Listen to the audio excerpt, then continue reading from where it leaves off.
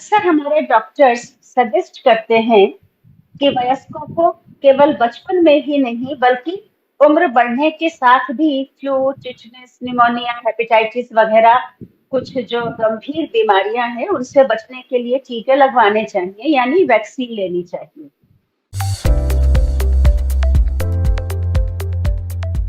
और स्पेशली जिनको कोई भी एक बीमारी है, डायबिटीज है, हाइपरटेंशन है, हार्ट डिजीज है, कोई स्टंट डला है, कोई आपका किडनी की प्रॉब्लम चल रही है, कोई डायलिसिस पे है, किसी को इम्यूनो कोई भी जो है रिमेटॉइड आर्थराइटिस या किसी भी तरह की और बीमारियां हैं, उन सब को जो है शिंगल्स का वैक्सीन लेना चाहिए।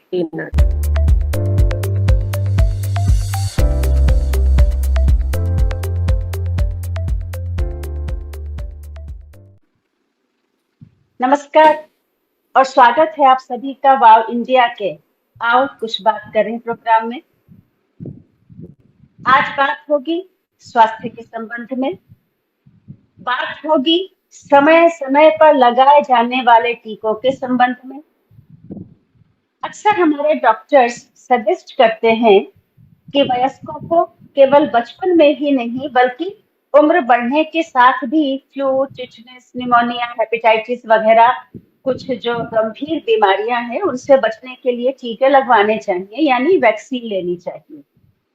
इनके लेने से जो है हमारी रोग प्रतिरोधक क्षमता यानी इम्यूनिटी बढ़ जाती है और हम गंभीर बीमारियों से बचे रह सकते हैं। दुनिया भर में लाखों वयस्क गंभीर रूप से बीमार पड़ते हैं और आसानी से रोके जा सकने वाली बीमारियों के कारण अस्पताल में भर्ती होते हैं। वयस्कों के लिए टीकाकरण इसलिए भी जरूरी बताया जाता है कि 25% से ज्यादा मौतें संक्रामक बीमारियों के कारण होती हैं। WHO के अनुसार दुनिया भर में टीकाकरण कवरेज अभी भी 85% है और पिछले कुछ सालों से इसमें कोई खास बढ़ोतरी नहीं हुई है। तो अगर वयस्कों में टीकाकरण कवरेज बढ़ाया जाए तो कम से कम 1.5 मिलियन अतिरिक्त मौतों को टाला जा सकता है, ऐसा WHO की साइट से पता चला है। दूसरे ये भी कहा जाता है कि अगर एक व्यक्ति टीका लगवाता है तो अपने साथ दूसरों को भी सुरक्षित रहने में मदद करता है, क्योंकि इससे उसकी बीमारी दूसरे को लगने की संभावना कम हो जाती है। तो कुछ लोगों के मन में शंकाएं भी हैं कि किसको टीका लगना चाहिए, किसको नहीं लगना चाहिए। तो ये बहुत सारी बातें हैं जिनके विषय में हम आज बात करेंगे अपनी संस्था की joint secretary doctor Ruby Bansal से, जो यहाँ उपस्थित हो चुकी हैं। स्वागत है आपका डॉक्टर रूबी बंसल।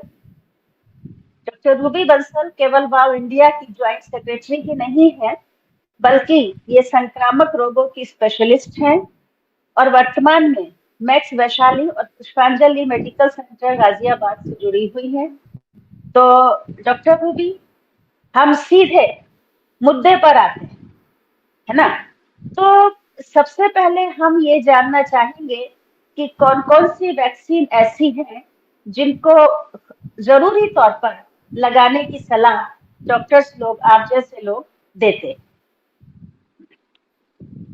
देखिए, नमस्कार नमस्कार सबको और बहुत बहुत धन्यवाद मुझे इस कार्यक्रम में जोड़ने के लिए। और ये एक जैसे कि बहुत ही इम्पोर्टेंट और अनभिज्ञ टॉपिक है जिसके बारे में कोई बात भी नहीं करता है। तो जैसा कि हम जानते हैं कि बच्चों के लिए वैक्सीनेशन है और सभी को ये पता है कि बच्चों को वैक्सीन जरूर लगते हैं। तो जब से बच्चा पैदा होता है और 5 साल तक की उम्र का होता है तो सभी वैक्सीन उसके माता पिता उसको लगवाते हैं।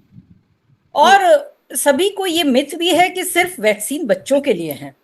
तो उसके बाद हम सब इन बातों को भूल जाते हैं कि वैक्सीन का कोई रोल भी है। सबको लगता है कि हमने अपने बच्चों को वैक्सीन लगवा दी और हमारी जिम्मेदारी खत्म हो गई, परंतु खुद के प्रति आपकी क्या जिम्मेदारी है इसको हम भूल जाते हैं। आपके घर में जो बुजुर्ग रह रहे हैं उनके प्रति क्या जिम्मेदारी है उसको भी हम भूल जाते हैं। तो क्योंकि हमें इस बारे में, इसके विषय में हमें बहुत ज्यादा ज्ञान है ही नहीं। तो जिस तरह से पूर्णिमा जी ने बताया कि WHO की साइट से बहुत सारी ऐसी बीमारियां हैं जो कि वैक्सीन प्रिवेंटेबल हैं और जो वैक्सीन की वजह से बच सकती हैं। परंतु वैक्सीन ना लगने की वजह से वो अनवांटेड मृत्यु जो वयस्कों में, बुजुर्गों में हो रही है, उसको रोका जा सकता है। तो अब सवाल ये है कि कौन से वैक्सीन है। वैक्सीन जो इसकी हम बात करते हैं, जो एक चाइल्डहुड प्रोग्राम है, वो अपना एक सेपरेट प्रोग्राम है, उसमें सारे वैक्सीन लग जाते हैं। परंतु जब जैसे जैसे हमारी उम्र बढ़ती है और जैसे जैसे हम वयस्क होते हैं या उससे उससे ज्यादा उम्र में होते हैं, तो हर उम्र के हिसाब से वैक्सीन की नीड होती है। तो अगर मैं सिर्फ वयस्कों की बात करूं, स्पेशली अगर स्टूडेंट्स पढ़ने जा रहे हैं, स्पेशली अगर जो स्टूडेंट घर के बाहर जा रहे हैं या कुछ भी तरह से, तो सबसे ज्यादा वैक्सीन आते हैं। 3 वैक्सीन की बात करती हूँ, जिसको कि अगर किसी को हेपेटाइटिस बी वैक्सीन अगर बचपन में नहीं लगा तो हेपेटाइटिस बी वैक्सीन लगना चाहिए। जिसको एचपीवी, आजकल सर्वाइकल कैंसर वैक्सीन की बात करते हैं हम, जो कि एक बहुत इंपॉर्टेंट विषय है। और अभी तो सरकार ने रिसेंटली 9 से 14 साल की बच्चियों के लिए ये एक टीका मुफ्त सभी सरकारी अस्पतालों में लगाने की योजना भी बना चुके हैं, तो उसका अच्छा। भी लोग लाभ उठा रहे हैं। तो ये एक टीका है जो कि वयस्कों में लगना चाहिए जब हम बड़ी उम्र के हो जाते हैं, मतलब 9 से 14 साल की लड़कियों को, और 46 साल तक की महिलाओं को ये टीका दिया जा सकता है। और 9 से 14 साल की या 16 साल तक को लड़के और लड़कियों दोनों को ये टीका देना चाहिए। कैंसर सर्विक्स, जो कि एक बीमारी है बच्चेदानी के मुंह का कैंसर, और हर 7 मिनट में एक महिला की मृत्यु हमारे हिंदुस्तान में इस बीमारी की वजह से होती है। तो ये टीका बहुत इंपॉर्टेंट है। अगर मैं सिर्फ वयस्कों की बात करूं जो कि पढ़ने के लिए जा रहे हैं, आउटसाइड फूड खाते हैं, जिनको कि जॉन्डिस काफी एक कॉमन बीमारी है, वो होने की संभावना होती है, तो हेपेटाइटिस ए का वैक्सीन बहुत इंपॉर्टेंट है और बहुत कारगर सिद्ध होता है इन बीमारियों से बचाने के लिए। स्पेशली ये वाटर बॉर्न डिजीज होती है जॉन्डिस, जिसको पीलिया कहते हैं, तो वो भी वैक्सीन लगना चाहिए। और उसके बाद टाइफाइड बहुत कॉमन है। अब जैसे ही बरसात का सीजन आएगा, टाइफाइड, मियादी बुखार जिसको बोलते हैं, ये इसका सीजन शुरू हो जाता है। तो वयस्कों को स्पेशली एक टाइफाइड वैक्सीन वो बहुत इंपॉर्टेंट है, वो लगना चाहिए। तो टाइफाइड वैक्सीन, आजकल वैक्सीन बहुत अच्छे आ गए हैं, इनकी कोई साइड इफेक्ट भी नहीं है, और ये लगाने से इम्यूनिटी लॉन्ग लास्टिंग रहती है। और ऐसा भी नहीं है कि आपको हर साल लगवाना है टाइफाइड वैक्सीन। वैसे तो कहते हैं कि लाइफ में एक बार भी लगे तो भी अच्छा है, परंतु 3 से 4 साल के बाद अगर रिपीट करते हैं, अगर बहुत ज्यादा एंडेमिक एरिया में है, तो हम उसको रिपीट भी कर सकते हैं। तो ये बात हुई वयस्कों की। पूर्णिमा जी, आगे सीनियर सिटीजन के लिए हम आगे चर्चा करते हैं। जी। एक सबसे पहले हम आपसे ये जानना चाहेंगे कि क्या कुछ ऐसे भी लोग होते हैं कि जिनको टीका नहीं लगवाना चाहिए, कोई सा भी, ऐसे भी देखिए, कोई कैटेगरी है? टीका नहीं लगवाना चाहिए, सिर्फ उन लोगों को हम जो है सलाह देते हैं जिनको किसी भी तरह के टीके से कोई एडवर्स रिएक्शन हुआ हो। ऑल्दो आजकल कोई भी टीका ऐसा नहीं है कि अनसेफ है, सभी टीके सेफ हैं, परंतु इंडिविजुअल सेंसिटिविटी किसी को भी हो सकती है। किसी को अगर पुराने समय में कोई टीका लगा है, ऑल्दो ये भी नहीं कहा जाता है कि अगर एक बार कोई रिएक्शन हुआ था वो हमेशा होगा, तो ऐसा कोई कॉन्ट्रा इंडिकेशन नहीं है। सिर्फ लाइव वैक्सीन के लिए कुछ कॉन्ट्रा इंडिकेशंस होते हैं। लाइव वैक्सीन जो कि लाइव एटीन्यूटेड वायरस जो बॉडी में इंसर्ट किया जाता है, वो इम्यूनो कॉम्प्रोमाइज्ड पॉपुलेशन, जैसे कि जो लोग कैंसर से ग्रसित हैं, जो लोग ट्रांसप्लांट से हैं, जो लोग एचआईवी एड्स से ग्रसित हैं, उन लोगों को हम सलाह नहीं देते हैं इमीडिएटली लगवाने की, पर अपने डॉक्टर की सलाह के साथ वो उसको भी सही समय पर ले सकते हैं। एक चीज पूछना चाहूंगी डॉक्टर रूबी, जैसे आपने बात की टाइफाइड के वैक्सीन की, इसी तरह जैसे जो फ्लू का एक वैक्सीन होता है, तो ये हर साल लगवाना पड़ता है? जी, सिर्फ एक फ्लू का वैक्सीन ऐसा है जो कि हर साल लगवाना पड़ता है। उसका रीजन बता देती हूँ, सिंपल रीजन है, क्योंकि हर साल फ्लू का स्ट्रेन चेंज हो जाता है। जब हम देखते हैं कि इस सीजन में जिस तरह का बुखार आ रहा था, अगले सीजन में उससे कुछ डिफरेंट तरह का आ सकता है। फ्लू वायरस में बहुत जल्दी चेंजेस आते हैं, वो अपना मास्क बहुत जल्दी जल्दी बदलता है, अपनी शक्ल सूरत बदल लेता है। जैसे कि अभी बानू जी बात कर रही थी कि एक ही कपड़ों में हम सब लोग क्या करेंगे, तो हम लोग कपड़े बदलते हैं हर रोज। तो फ्लू का वायरस जो है ना, वो बहुत जल्दी से, हमें पता भी नहीं चलता कि कब से अब अपने कपड़े बदल लेगा, तो कब वो जो है आज इस तरह का था तो कल को वो दूसरी तरह का कारण करेगा। इसीलिए हर साल, अब तो साल में 2 बार फ्लू का वैक्सीन बनने लगा है, जो कि डिफरेंट स्ट्रेन जो चल रहा है उसी के पार्टिकल से, उससे जो है वो वैक्सीन बनाया जाता है, इसीलिए उसको हर साल लगवाया जाता है। ओके। एक और चीज की, जैसे हेपेटाइटिस ए की आपने बात की, तो कुछ लोगों ने मान लीजिए पहले लगवाया है, और ए बी सी तीनों जो वैक्सीन है, और अब उनका वो कार्ड खो गया है, मतलब उनको याद नहीं है कि लगवाया नहीं लगवाया, तो क्या करें उस हालत में? देखिए, ए बी सी की बात तो मैं पहले क्लियर कर दूं। सी, हेपेटाइटिस सी के लिए कोई वैक्सीन नहीं है। तो अच्छा। हेपेटाइटिस सी का कोई वैक्सीन अभी तक अवेलेबल नहीं है। ओके। हेपेटाइटिस ए और हेपेटाइटिस बी, और अब नया वैक्सीन जो आया है वो हेपेटाइटिस ई के लिए, वो भी मार्केट में आ गया है, वो भी इंडिया में अवेलेबल है अब। हाँ। अब पर जो हेपेटाइटिस ए तो बहुत कॉमन बीमारी है, जिसके बारे में हम कहते हैं कि ज्यादातर लोगों को इम्यूनिटी डेवलप हो गई होगी। परंतु हम्म। फिर भी हेपेटाइटिस ए, जो लोग बच्चे बाहर पढ़ने जाते हैं, जिनके हम्म। घर में किसी को हेपेटाइटिस हुआ है, या जो बहुत ज्यादा स्ट्रीट फूड और बाहर का फूड खाते हैं, या जहां पर सैनिटेशन और पानी की मिक्सिंग की प्रॉब्लम है, उस एरिया में हेपेटाइटिस ए का वैक्सीन काफी कारगर होता है और इसको लगवाया जा सकता है। हेपेटाइटिस बी की अगर हम बात करें, तो हेपेटाइटिस बी जो है 3 डोजेज लगती हैं, 0, 1 and 6 month अपार्ट। हम्म। सो एक हम्म। अगर हमने आज लगवाया तो 1 महीने के बाद, और उसके बाद 6 महीने के बाद, पहले वैक्सीन से। तो 3 डोजेज लगती हैं। जनरली ये माना जाता है कि हेपेटाइटिस बी की इम्यूनिटी लॉन्ग लास्टिंग होती है। परंतु जैसा ओके। कि लीना जी ने बताया कि अगर किसी को जो है शक हो कि मैंने लगवाया नहीं लगवाया, तो हम उनको सलाह देते हैं सिर्फ एक यही ऐसा वैक्सीन है जिसकी एंटीबॉडी टेस्ट इजीली अवेलेबल है। तो एंटी एच अच्छा। बी एस एंटीबॉडी टेस्ट हम करके देख सकते हैं। अगर वो टाइटर मोर देन 10 है, तो उस पर्सन को जरूरत नहीं है दोबारा से वैक्सीन लगवाने की। हालांकि जितना अच्छा टाइटर होगा उतना। और पहले हम इसके बूस्टर की भी बात करते थे, क्योंकि hepatitis B vaccine health care workers के लिए हाँ। बहुत इंपॉर्टेंट है। राइट। डॉक्टर्स के लिए, टेक्नीशियंस के लिए, ओटी वालों के लिए, तो नर्सिस के लिए, उनके लिए बहुत इंपॉर्टेंट है। बिकॉज हेपेटाइटिस बी निडलिस्टिक इंजरी से, या हम्म। सेक्सुअल ट्रांसमिशन से, या खून के कांटेक्ट में आने से, या वो फ्लूइड कांटेक्ट में आने से हो सकता है। ये हम्म। हेपेटाइटिस बी एयरबॉर्न नहीं है, जैसे हम्म। कि हेपेटाइटिस ए पानी से होता है, पर हेपेटाइटिस बी इसी इन्फेक्टेड व्यक्ति के संपर्क में आने से ही होता है। ओके। तो आपने कहा कि बी को तो हम टेस्ट करके पता कर सकते हैं, अगर एंटीबॉडीज हैं तो नहीं लगवाएं, और नहीं है तो लगवा लें। जो हेपेटाइटिस ए होता है, ये भी लाइफ में एक ही बार लगवाया जाएगा? हेपेटाइटिस ए, जैसे मैंने बताया कि हेपेटाइटिस ए जनरली जो है इसकी 2 डोजेज लगती हैं। तो दो हम्म। डोजेज आप लगवा सकते हैं। स्पेशली मैं फिर से वही बात कहूंगी कि स्पेशली जो यंग पॉपुलेशन है, जो हम्म। यंग बच्चे हैं, जो कि आपको लगता है कि घर से बहुत बहुत हाइजीनिक एनवायरनमेंट से निकल के दूसरी जगह जा रहे हैं, जहाँ पर कि हम्म। हमें नहीं पता किस तरह का एनवायरनमेंट है, कैसा खाना है, कैसा पानी है, तो वहां पर हम्म। हेपेटाइटिस ए होने की संभावना बहुत ज्यादा होती बिल्कुल। है। तो उन बच्चों को सभी को हमें गार्ड करके भेजना चाहिए हेपेटाइटिस ए के लिए। जी। जी।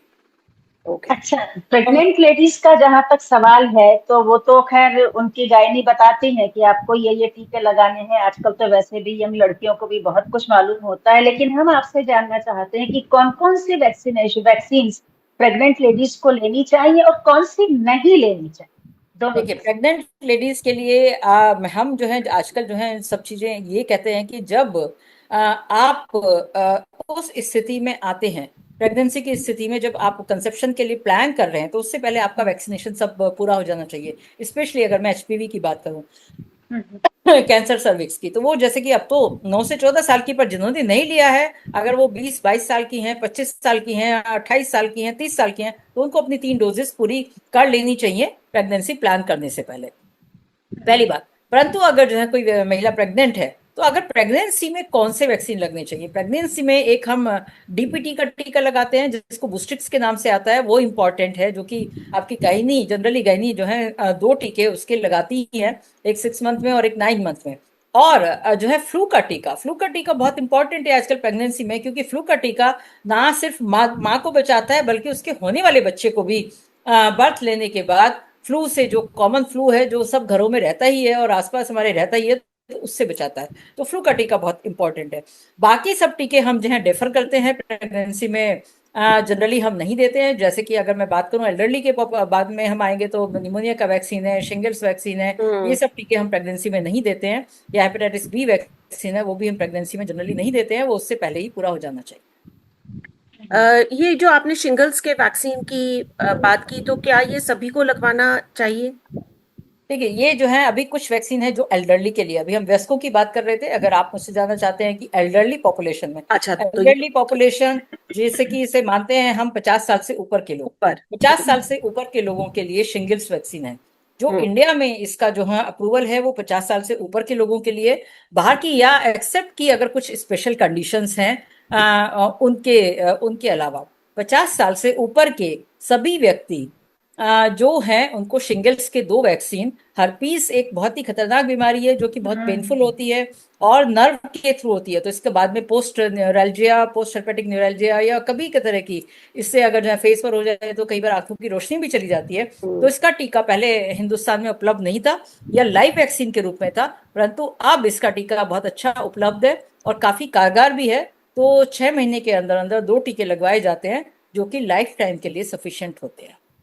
तो क्या जिन लोगों को अगर बीपी या डायबिटीज या कुछ हार्ट की दिक्कत है, वो लोग भी लगवा सकते हैं? बिकॉज आजकल 50 के बाद अधिकतर लोगों को ये समस्याएं देखी ये कि जा ये तो ऑलरेडी मतलब ये तो प्राइमरी पॉपुलेशन है जिनको लगना ही लगना चाहिए। Specially okay. शिंगल्स किसको होता है? शिंगल्स जनरली उनको होता है जहां भी थोड़ी सी इम्यूनो कॉम्प्रोमाइज स्टेट होती है। Even okay. डायबिटीज, डायबिटीज एक सबसे ज्यादा ऐसी बीमारी है जिसमें सबसे ज्यादा शिंगल्स होता है, सबसे ज्यादा herpes होता है डायबिटीज के लोगों को, क्योंकि डायबिटीज को भी हम इम्यूनो कॉम्प्रोमाइज स्टेट ही कहते हैं। और डायबिटीज खुद से जो है आपकी बहुत ज्यादा न्यूरोपैथी भी करती है, तो नर्व बहुत सेंसिटिव रहती है। तो डायबिटीज के लोगों में हर्पीस की संभावना सबसे ज्यादा है, तो उन लोगों को तो ओके। प्राइमरी ये वैक्सीन लेना ही लेना चाहिए। बाकी जो है सभी लोगों को, सभी पॉपुलेशन को, जो भी एल्डरली है इनको सबको लेना चाहिए।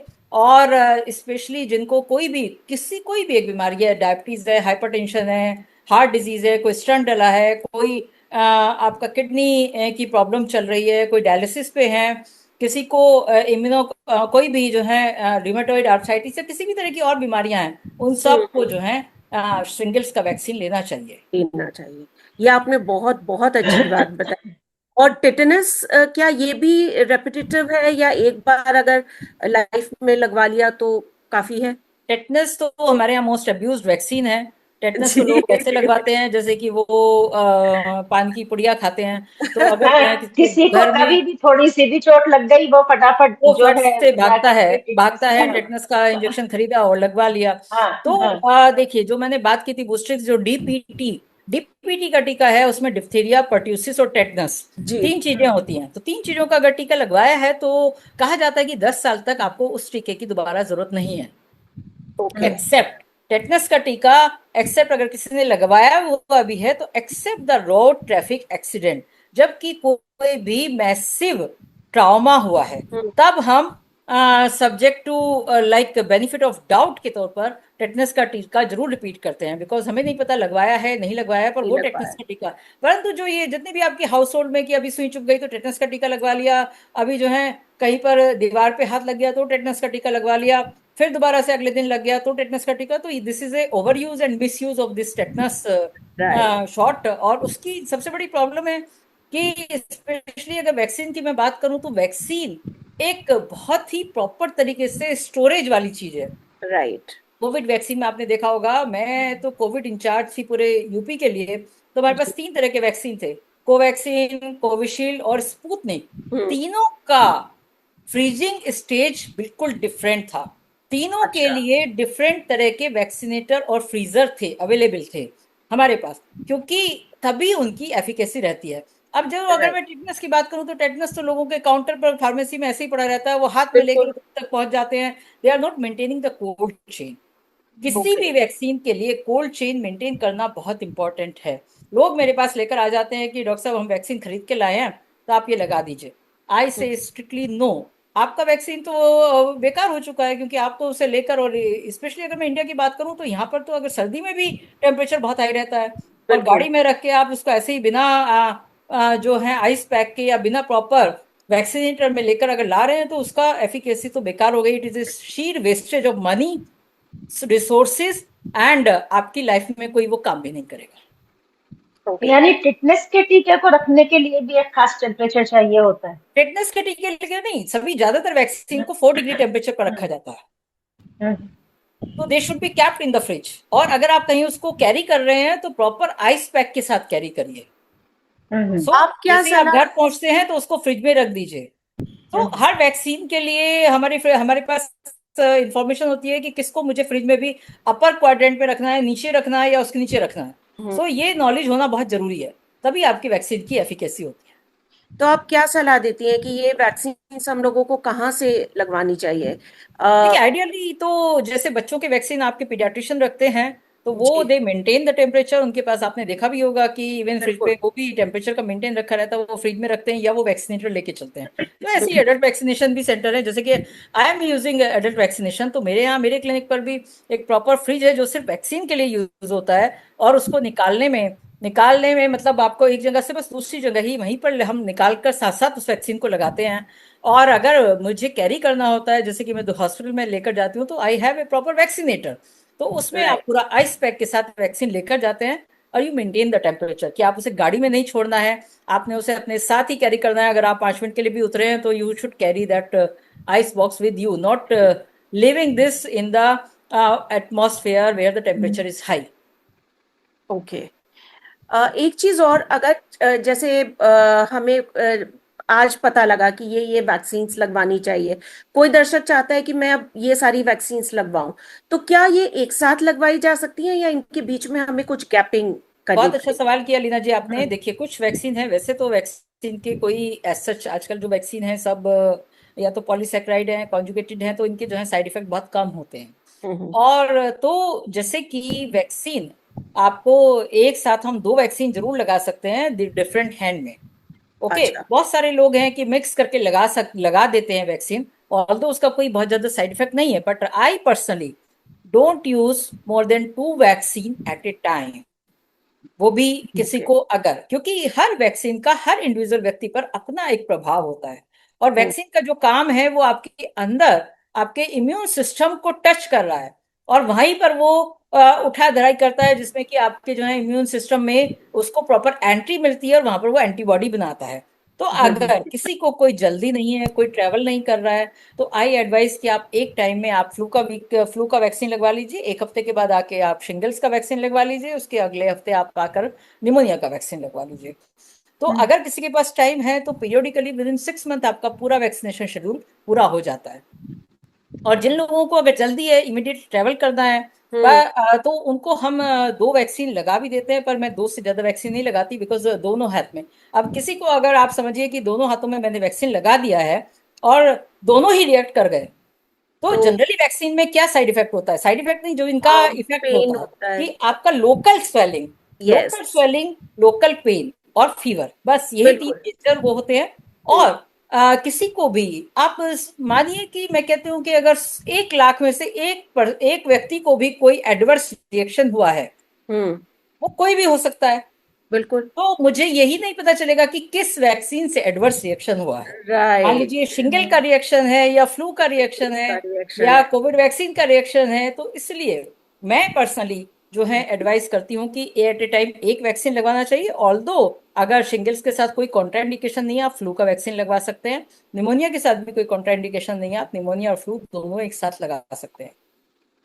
अभी आपने ट्रेवल की बात की डॉक्टर रूबी, तो दिमाग में एक बात आई कि कई दफा कई जगहों पर ट्रेवलिंग करने से पहले कुछ वैक्सीन लगाने की सलाह दी जाती है, मतलब जरूरी होता है वो लगवाना। लेकिन अगर वो लगवाते तो कुछ लोगों को उसमें फीवर आ जाता है, कुछ और उसके प्रॉब्लम्स हो जाती हैं, और कई दफा ऐसा भी देखा गया है कि उसको अपना टूर ही कैंसिल करना पड़ा। तो क्या मतलब, इसके लिए क्या आप सजेस्ट करेंगे? देखिए, मैं हमेशा से ये सभी मरीजों को, जब भी मैं पब्लिक में टॉक देती हूँ, तो हमेशा जो है ये एडवाइस करती हूँ कि जब आप प्लान कर रहे हैं, देखिए कोई भी इंटरनेशनल ट्रैवल है, आपका ओवरनाइट प्लान नहीं होता है। बिल्कुल। ओके, एक्सेप्ट कोई बहुत ही इन्फ्लुएंशियल बिजनेसमैन होगा कि ओवरनाइट प्लान कर रहा होगा, पर जनरली वो पहले से अपने वैक्सीनेटेड रहते हैं। परंतु अगर आप अपनी वेकेशंस प्लान कर रहे हैं, तो you must be planning within 2 months और at least minimum the 1 month time. तो आप अपना प्लान करते हैं जब तक आपके टिकट होते हैं, वीजा होते हैं। तो अगर आप किसी ऐसी कंट्री में प्लान कर रहे हैं जहां पर इंडिविजुअल वैक्सीन की रिक्वायरमेंट है, हम्म, तो वो आपको जाने से करीब 3 हफ्ते पहले जरूर लेना चाहिए। उसका सिंपल रीजन है, पहली चीज तो जो आपने कहा कि उसको बुखार आ गया या कोई भी हुआ, तो वो जो है उसका ट्रेवल नहीं क्या करना नहीं है, पाएगा, कैंसिल हाँ। हो। और दूसरी इंपॉर्टेंट चीज, कि किसी भी वैक्सीन से प्रोटेक्ट होने में मिनिमम 2 वीक्स हमें चाहिए। अगर मैं आज सोचूं कि आज मुझे जाना है, बहुत सारे स्वाइन फ्लू के केसेस हैं और मैं आज उनको देखने जा रही हूँ, आज ही अपना वैक्सीन लगवा के जाऊं, नो। जो लोग कहते थे ना कि कोविड वैक्सीन लगवाया और हमें कोविड हो गया, they might acquire the Covid before, और उस दिन सिर्फ उनको वैक्सीन लगाया, परंतु किसी का भी इंक्यूबेशन पीरियड अगर वायरस का भी है तो वो भी 2 हफ्ते होता है। तो आपके अंदर इम्यूनिटी बन जानी चाहिए जब आप उस एंडेमिक एरिया में कदम रख रहे हैं। तो इसलिए ये बहुत इंपॉर्टेंट है कि आप पहले से अपने आप को गार्ड करें। बिल्कुल। अच्छा, कुछ लोगों को ये भी कहते हुए सुना गया है कि अरे हमने तो जो है सारे टीके ऑलरेडी लगवा रखे हैं, अब हम क्यों और टीके लगवाएं। अक्सर लीना, अक्सर लोग ऐसा बोलते हैं। बिल्कुल। तो उन लोगों के लिए आप क्या सजेस्ट, क्या सलाह? देखिए, यूजुअली देखिए, हमारे इंडिया में तो बहुत ज्यादा मिथ प्रॉब्लम होती है। लोगों को लगता है, जो मैंने आपको सबसे शुरू में बताया कि हाँ बचपन में टीके लगे हैं। अभी भी अगर कोई मरीज आता है मेरे पास तो मैं पूछूंगी आपने ये टीका लगवाया? हाँ, बचपन में सारे टीके लगे हैं। सारे टीके लगे अगर मैं पूछती हूँ कि कौन सा टीका लगा है, ये तो मुझे नहीं पता कौन सा टीका लगा है। तो देन आई आस्क कि आप अगर जो है उम्र के हिसाब से, अगर आप 50 साल के हैं, है हम्म। ना, तो आपके 50 साल के हिसाब से आपको 5 साल तक टीके लगे होंगे। अब उस वक्त आपके कौन से टीके अवेलेबल थे? हम्म। इंपॉर्टेंट पॉइंट है। यहाँ पर हर साल एक नया टीका ऐड हो जाता है। तो वो न्यू जनरेशन जो आ रही है, अगर मैं बात करूं कि 25 साल पुराना, 25 साल का मेरा बच्चा है, उसको जो है कौन कौन से टीके लगे थे, और आज की डेट में जो बच्चे पैदा हो रहे हैं उनको कौन से टीके लग रहे हैं, उसमें बहुत ज्यादा डिफरेंस है। बहुत डिफरेंस आ गया है सच अपडेट में। अपडेट हम्म। होना। अब अगर किसी को 50 साल पहले तो बहुत सारे टीके थे ही नहीं, सिर्फ एक बीसीजी का टीका लगता था। बिल्कुल। हाँ, स्मॉल पॉक्स का टीका लगता था, वो तो अब स्मॉल इरेडिकेट पॉक्स ही का, हो हाँ। गया है, बिल्कुल। इरेडिकेट ही हो गया है, तो उसके टीके की तो हम्म। अब बनता ही नहीं है वो टीका। तो बहुत हम्म। सारे टीके जो हैं, अब फ्लू का लगता है, जैसे कि मैंने बताया हेपेटाइटिस बी का टीका अब नेशनल प्रोग्राम का पार्ट है, तो बच्चों में अब लगाया जाता है, लेकिन पहले नहीं लगाया जाता था। जब हम्म। हम पैदा हुए थे तो हेपेटाइटिस बी का टीका नहीं था।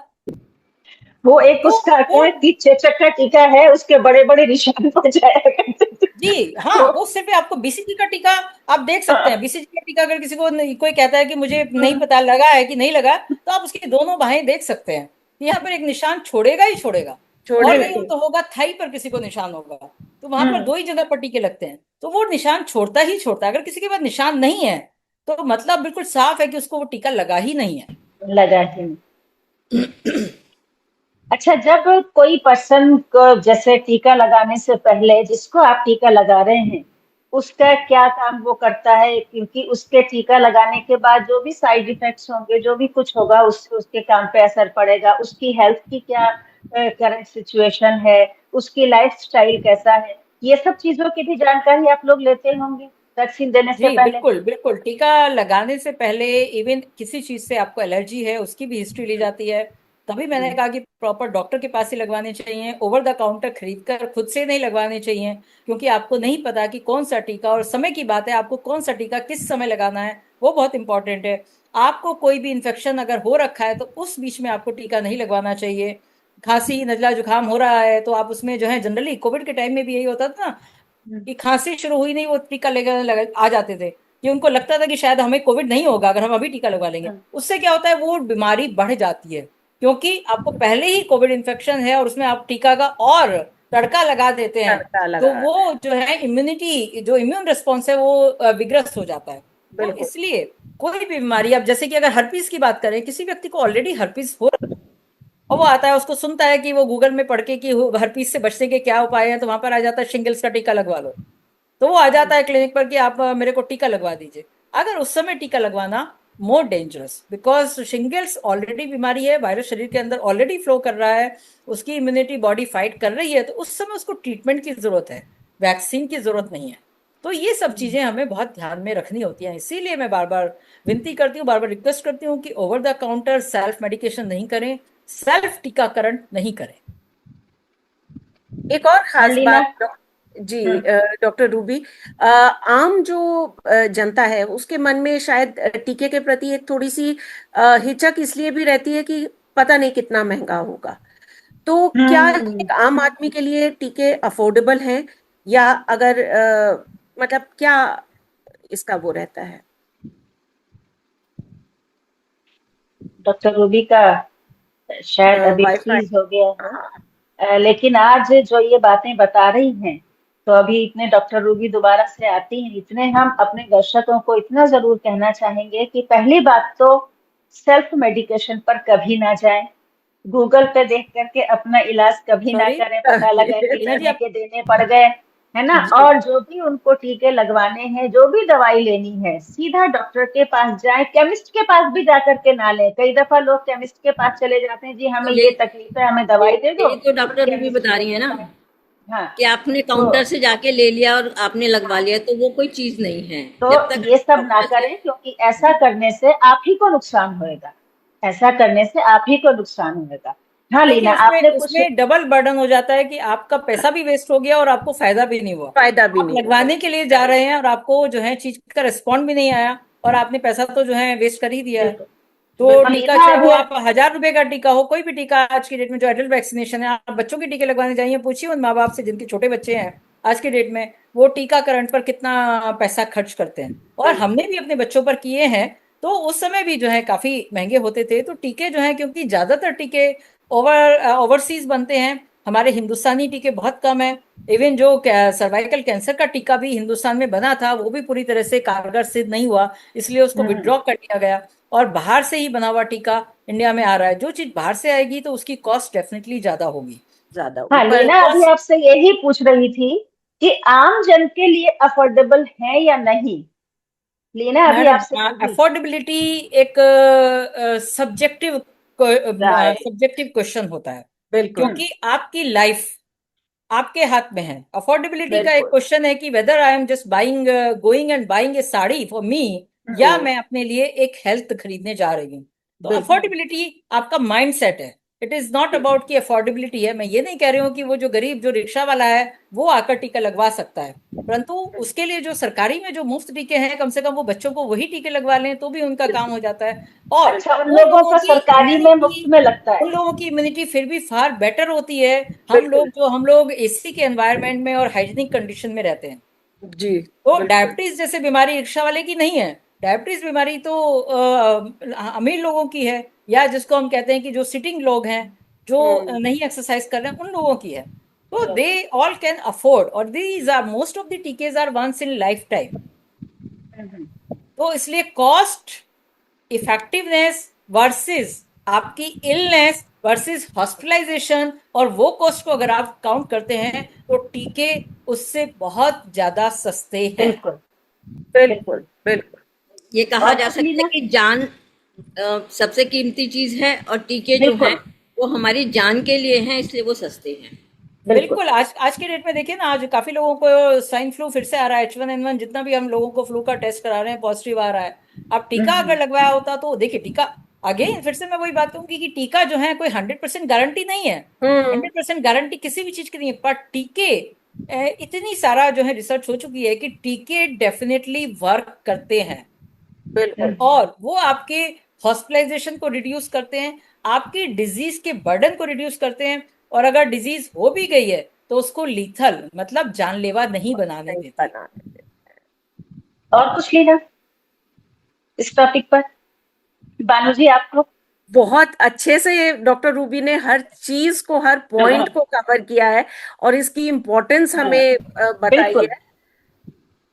इसमें बिल्कुल। तो वही हर चीज को बहुत अच्छे से समझाया है, और समझने की चीज यही है कि हमें हर चीज के लिए पहले अवेयर होना बहुत ज्यादा जरूरी अवेयर है। होना बहुत जरूरी है। उसके बिल्कुल। बाद हम इन सब चीजों को अडॉप्ट करेंगे तो हमारे लिए नहीं, फायदे। और आज की इस पूरी बातचीत का मकसद भी यही था कि जो इस सारी बातचीत का सारांश है कि बीमारियों और उनके परिणामों को रोकने के लिए आपके पूरे जीवन में जितने भी टीके लगवाने की सलाह डॉक्टर्स देते हैं, वो आप जरूर लगवाइए। जैसा कि अभी डॉक्टर रूबी ने कहा कि टीका आपके जीवन से महंगा नहीं है। टीका आपके हॉस्पिटलाइजेशन से महंगा नहीं है ना। तो इसलिए, लेकिन साथ में वो भी जो अभी अभी हम बात बोल रहे थे, उसको डॉक्टर रूबी की बात उसको फिर रिपीट करते हैं कि अपने आप से टीका ना खरीदें, अपने आप से टीका लगवाने के लिए लेकर ना जाएं डॉक्टर के पास, और ना ही अपने आप किसी केमिस्ट के पास जाकर के लगवाएं। अक्सर लोग केमिस्ट के यहाँ से भी बुला लेते हैं, टीका खरीद लाते हैं, केमिस्ट के यहाँ से बुला लेते हैं कि जी लगा दो। तो ऐसा भी ना करें, उसके कुछ भी दुष्परिणाम हो सकते हैं। कोई पता लगे जो वैक्सीन है वो सही तरीके से आपने उसको स्टोर नहीं किया है, तो उससे कोई रिएक्शन हो गया, तो इन सब चीजों से बचें। और साथ में गूगल महादेव से भी बचें, गूगल गुरुदेव से भी बचें। सीधा डॉक्टर के पास जाएं, जो जो चीजें डॉक्टर आपसे टीके लगाने को कहें वो आप टीका लगवाएं। तो आज बहुत बढ़िया आज का ये चर्चा रही डॉक्टर रूबी, आपका बहुत बहुत धन्यवाद। अब अगली बार किसी और विषय पर बात करेंगे, तब तक के लिए धन्यवाद। नमस्कार।